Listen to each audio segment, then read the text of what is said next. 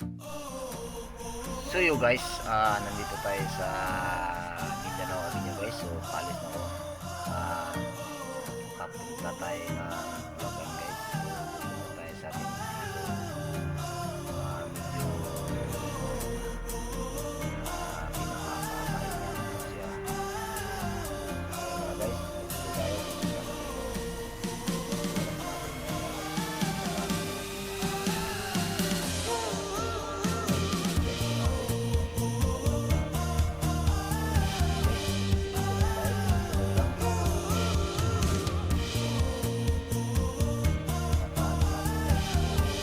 Guys, pasensya na guys kasi pangit talaga yung video guys. So gaano lang yun yung ano at no, guys, talagang video pangit guys. Diba? Ayan o, kaya na lang yun guys kasi gumagalaw-galaw kasi hindi ko marunong paano dito pa doon talaga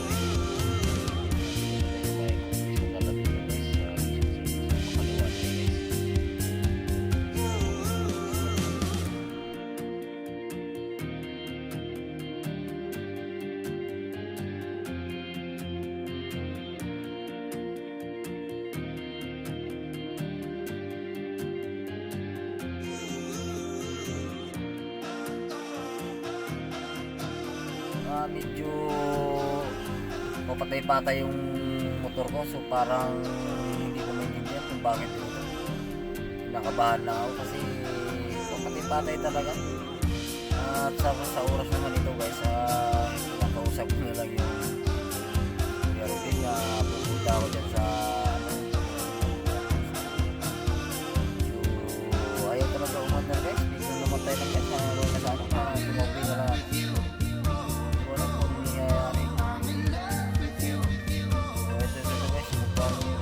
Andar na naman ulit.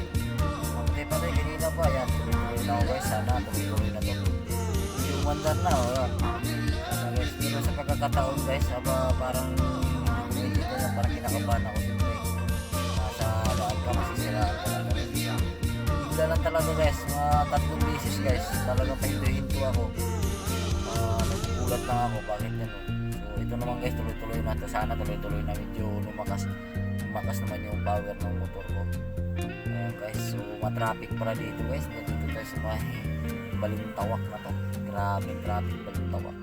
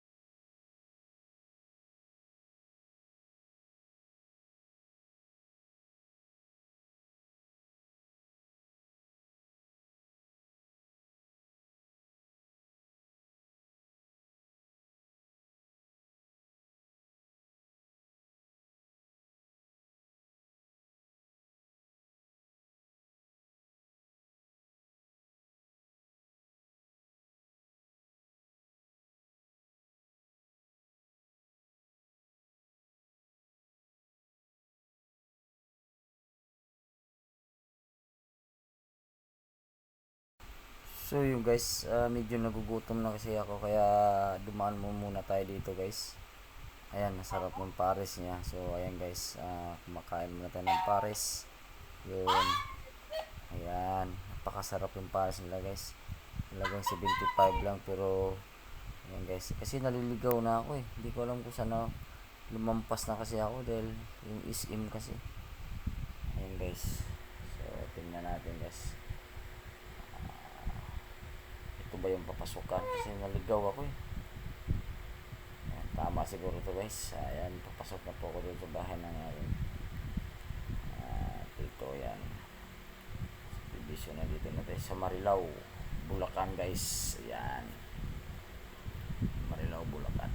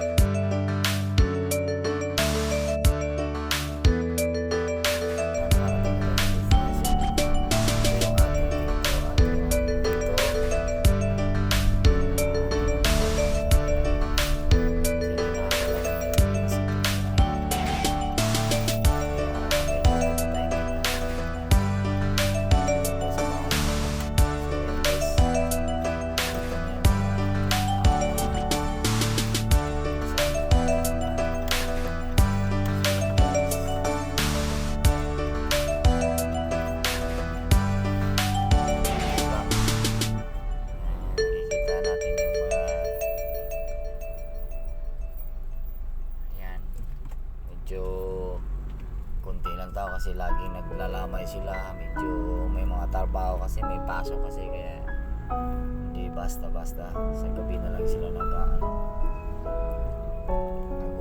So kunti na lang kasi araw, puro may trabaho, malalayo pa. So kaya yan guys, yan yung tita, dumaan yung tita ko, napakagandang tita ko. Yun.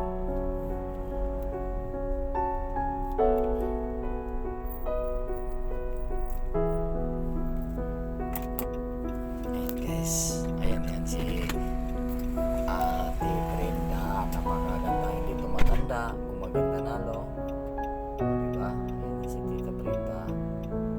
Ayan si Tita Brenda.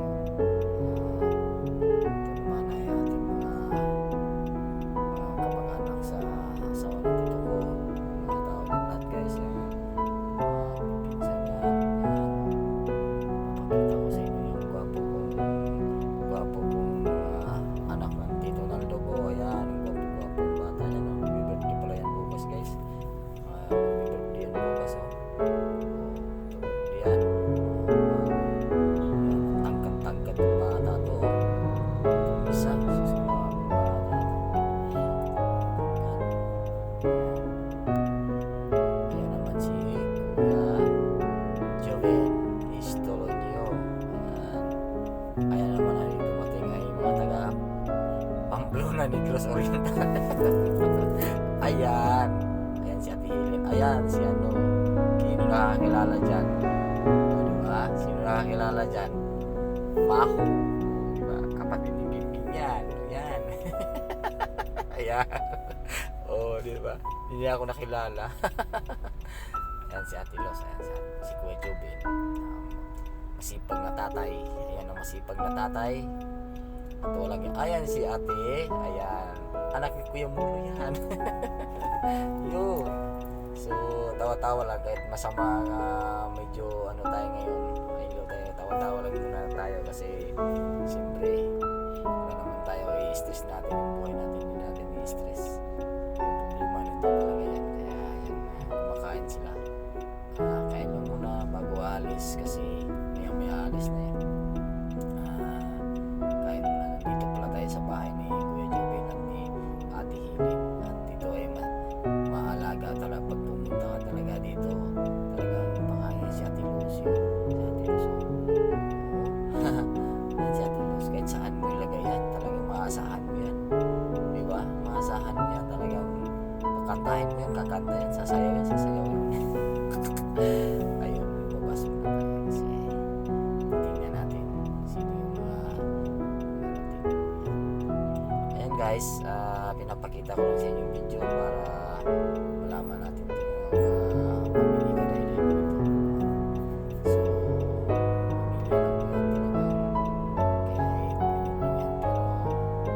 mababait yung mga ano dito, mga pamilya ko dito.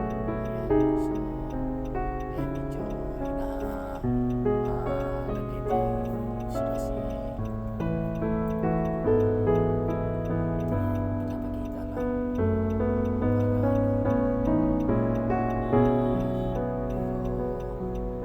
ayan guys, medyo ayan si Dong Bimbo. Taba-taba mo do.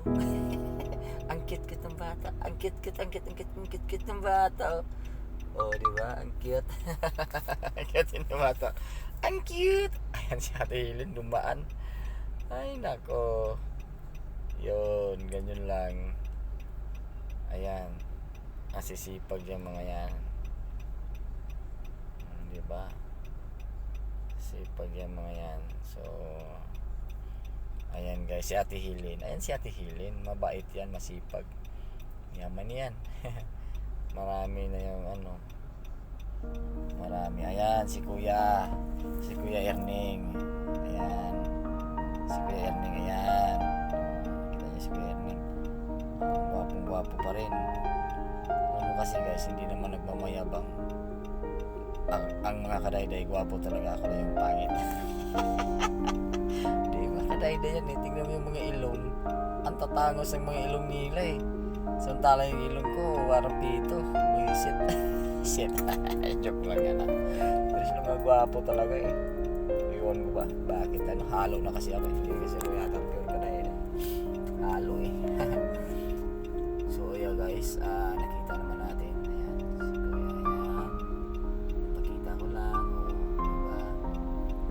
Malikot lang talaga tayo mag-video. Minsan nakakainis eh. Ayan si Ate Hilin. Hindi walang kakupas-kupas at walang stress sa buhay yung si Ate Hilin. Ayan. Medyo oras na lang, malapit na yung oras na ilabas na si Kuya para ilabas na yan. So maya ilabas na yan mga guys. So ayan, medyo inano na, nalipit na yung mga bulaklak, ipapasok na para makakalis na po. So ayan kuya, magpapahinga ko na rin sa iyong naramdaman. So walang pababayaan yung naiwan. Kung talagang ano, sana nasa mabuting kalagayan lang yung pamilya. Hindi